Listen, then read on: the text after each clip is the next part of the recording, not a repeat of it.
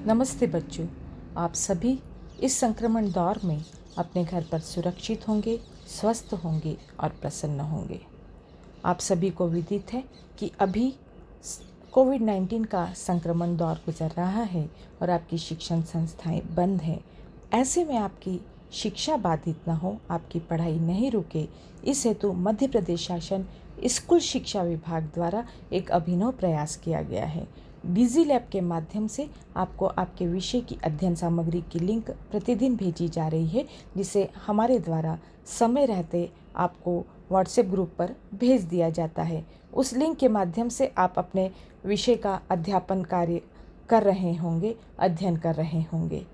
एक शिक्षक होने के नाते मैं सुनैना शर्मा, व्याख्याता राजनीति विज्ञान, शासकीय अहिल्याश्रम कन्या उच्चतर माध्यमिक विद्यालय क्रमांक 1 इंदौर मध्य प्रदेश, अपने दायित्व का निर्वहन कर रही हूँ। आपकी का अध्ययन सुगम हो, सरल हो और आपको समय रहते आपके सभी प्रश्नों के उत्तर मिल पाए, इस हेतु विभिन्न वीडियो का निर्माण कर आपको अध्ययन सामग्री भेजने का प्रयास मेरे द्वारा भी किया जा रहा है। आप सभी को एक तथ्य से अवगत करा दूं कि इस वर्ष कक्षा 12वीं राजनीति विज्ञान विषय में भी एनसीईआरटी का पाठ्यक्रम लागू हो चुका है। तो हम शुरुआत करते हैं आज से हमारे अध्ययन की। आज हम राजनीति विज्ञान के अंतर्गत अध्याय 1 शीत युद्ध का दौर का अध्ययन करने जा रहे हैं। शीत युद्ध के दौर को इस पाठ को हम 7 बिंदुओं में विभक्त कर समझने का प्रयास करेंगे। इसका पहला भाग हम आज पढ़ने जा रहे हैं। 7 बिंदु इस प्रकार हैं: क्यूबा मिसाइल संकट, शीत युद्ध क्या है, 2 ध्रुवीय विश्व का आरंभ, शीत युद्ध के दायरे, 2 ध्रुवीयता को चुनौती, नव अंतर्राष्ट्रीय आर्थिक व्यवस्था, भारत और शीत युद्ध।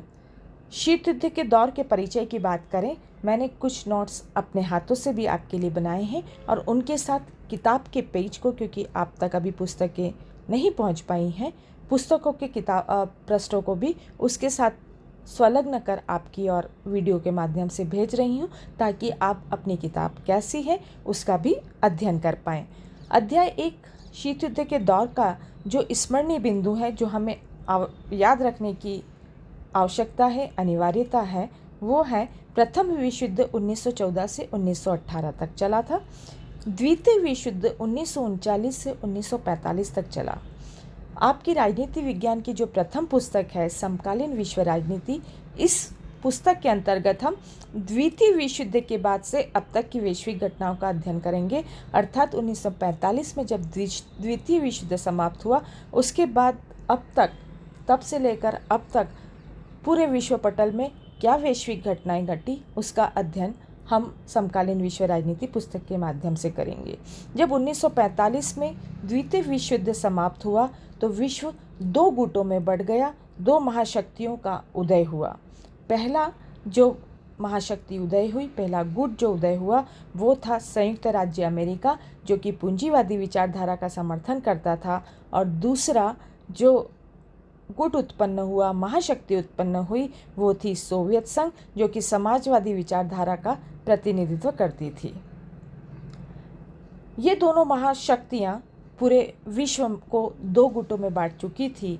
ऐसे में इन महाशक्तियों के सामने भी एक चुनौती थी कि उन्हें अपना प्रभाव, वर्चस्व बनाए रखने के लिए उन्हें कई ऐसी संधियां करने की आवश्यकता थी, कई ऐसे जुड़ाव करने की आवश्यकता थी जिससे उनका प्रभाव और वर्चस्व बढ़ सके। इस दृष्टिकोण से, इस उद्देश्य के साथ अमेरिका और सोवियत संघ द्वारा कई सैन्य संधि संगठन किए गए, हम जिसको अभी संक्षिप्त में यहाँ पर देख रहे हैं। संयुक्त राज्य अमेरिका द्वारा जो सैन्य संधियाँ की गई वो थी 3 प्रकार की। उन्होंने सैन्य संधियाँ की। नाटो, इसे हम उत्तर अटलांटिक संधि संगठन भी कहते हैं, जो कि 1949 में किया गया। दूसरी सीटो, जो कि दक्षिण पूर्व एशियाई संधि संगठन भी कहलाता है, ये 1954 में किया गया। सेंटो, इसे हम केंद्रीय संधि संगठन भी कहते हैं, जो कि 1955 में की गई। और सोवियत संघ द्वारा की गई सैन्य संधि संगठन जो थी वो 1955 में की गई वार्सा पैक्ट संधि थी। इन दोनों महाशक्तियों ने अन्य देशों के साथ ये संधियाँ सिर्फ अपना प्रभाव और वर्चस्व या अपना क्षेत्र बढ़ाने के लिए इस उद्देश्य के साथ की थी। दोनों शक्तियां संयुक्त राज्य अमेरिका एवं सोवियत संघ अपना अपना प्रभाव क्षेत्र बढ़ाने के लिए छोटे देशों के संसाधनों का उपयोग कर प्राप्त होने वाले लाभों को ध्यान में रखते हुए छोटे देशों को अपने के साथ मिलाना चाहती थी। छोटे छोटे देश भी अपनी आर्थिक सुरक्षा, हथियारों एवं आर्थिक सहायता प्राप्ति के उद्देश्य से इन महाशक्तियों से जुड़े रहना चाहते थे। बच्चों, मैं आपको यह समझाना उचित समझती हूँ कि जब विश्व दो महाशक्तियों में विभाजित हुआ, संयुक्त राज्य अमेरिका और सोवियत संघ, इन दोनों महाशक्तियों के सामने अपना अपना वर्चस्व और प्रभाव स्थापित करने के लिए बहुत अनिवार्य आवश्यकता हो गई थी कि ये अपने आसपास के छोटे देशों को अपने में मिला पाए, ताकि वहाँ के प्राकृतिक संसाधनों का लाभ इन्हें मिल सके, ये उनके भू क्षेत्रों का उपयोग कर सके, और जिसके पास जितने देश होंगे, जितने प्राकृतिक संसाधन होंगे, उन देशों के आर्थिक और अन्य संसाधनों का उपयोग ये महाशक्तियाँ कर पाएंगी, उतना ही इनका वर्चस्व और प्रभाव स्थापित होगा। और छोटे देशों के सामने भी यह तथ्य था कि अगर ये महाशक्तियों से जुड़े रहते हैं तो इनकी सुरक्षा, इनकी आर्थिक स्थिति और अन्य साधनों में इन्हें इन महाशक्तियों की मदद मिलेगी।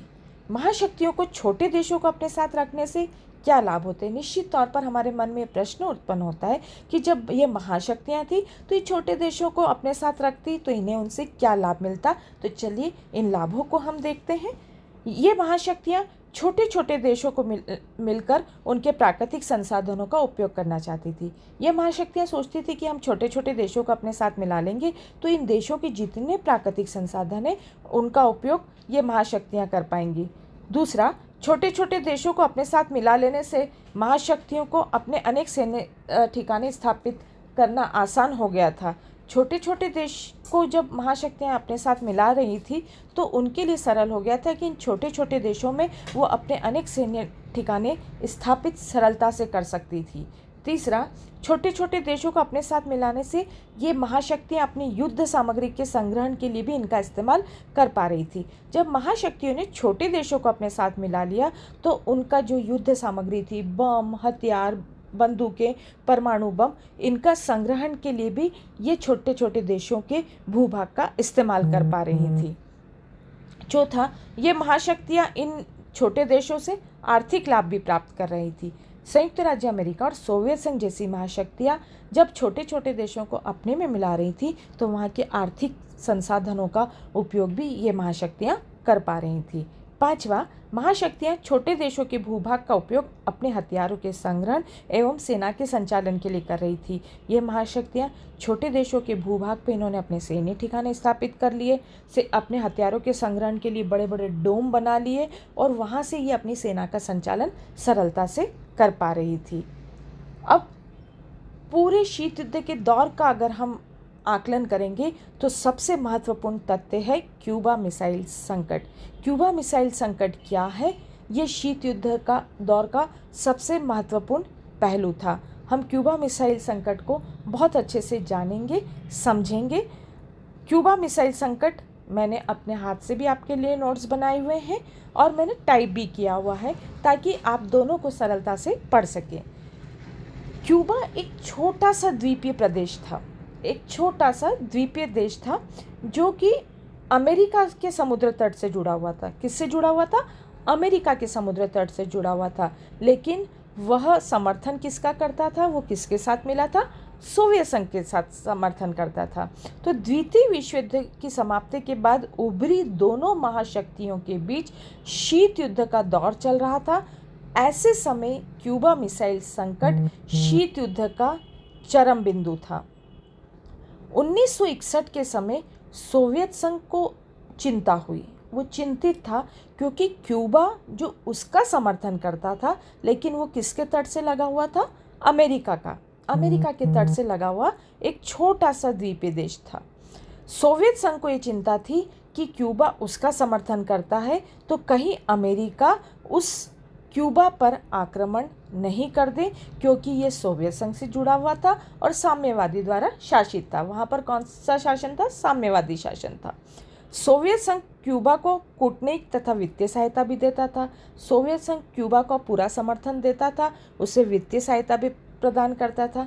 इसी चिंता के चलते सोवियत संघ के नेता निकिता ख्रुश्चेव ने आपको नाम याद रखना है, निकिता खुश्चेव ने, जो कि सोवियत संघ के नेता थे, 1962 में क्यूबा को रूस के सैनिक अड्डों के रूप में बदलने के निर्णय के साथ ही वहाँ परमाणु मिसाइलें तैनात कर दी। सोवियत संघ इतना डरा हुआ था कि इस क्यूबा पर कहीं अमेरिका आक्रमण न कर दे। इसके चलते सोवियत संघ के नेता निकिता खुश्चेव ने क्या किया, 1962 में क्यूबा को रूस के सैनिक अड्डे के रूप में बदलने की एक नीति अपनाई। इस निर्णय लिया कि क्यूबा को हम सोवियत संघ के सैनिक अड्डे के रूप में परिवर्तित कर देंगे और वहाँ पर परमाणु मिसाइलें तैनात कर दी। मिसाइलों की इस तैनाती से अमेरिका सोवियत संघ के नज़दीकी निशाने पर आ गया था। जब वहाँ परमाणु मिसाइलें सोवियत संघ की स्थापित हो गई तो अमेरिका भी क्या हो गया, सोवियत संघ के निशाने पर आ गया। 3 हफ्ते बाद अमेरिका को क्यूबा में मिसाइल तैनात कर दी गई है, यह जानकारी प्राप्त हुई। 3 हफ्ते तक अमेरिका को ये जानकारी नहीं मिली थी कि क्यूबा में सोवियत संघ ने मिसाइलें तैनात कर दी है, लेकिन 3 हफ्ते बाद जैसे ही अमेरिका को जानकारी मिली कि क्यूबा में मिसाइल तैनात कर दी, सोवियत संघ के इस रवैये से अमेरिका बहुत क्रोधित हुआ। अमेरिका को बहुत गुस्सा आया कि सोवियत संघ ने ये रवैया अपनाया है। अमेरिका राष्ट्रपति जॉन एफ कैनेडी ने अमेरिका जंगी बेड़े को आगे कर दिया क्यूबा की तरफ ले जाने वाले सोवियत संघ के जहाज़ों को रोकने के लिए।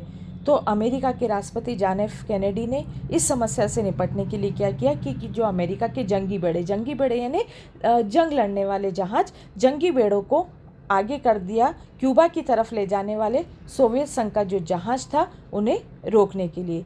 इस तरह अमेरिका सोवियत संघ को इस मामले के प्रति अपनी गंभीर चेतावनी दे रहा था। यह स्थिति ऐसी लग रही थी कि युद्ध होकर रहेगा।